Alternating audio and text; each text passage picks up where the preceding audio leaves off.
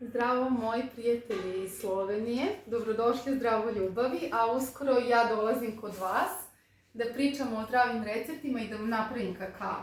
Sada pravimo recept iz knjige, stavit ćemo jednu prelepu kakao pastu, organsku, sa urmom, sa kakao buterom i kakaom. Zdravo ljubavi kakao pasta, kao što piše u knjizi, u receptu, i stavljamo vodice, tople, sve zajedno u blender. Mi ćemo sada da stavimo malo čilija i sve zajedno ćemo da blendamo.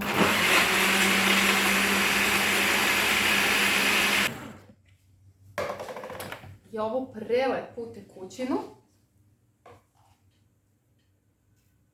sipamo u čašu živeri. Vidimo se u Ljubljani.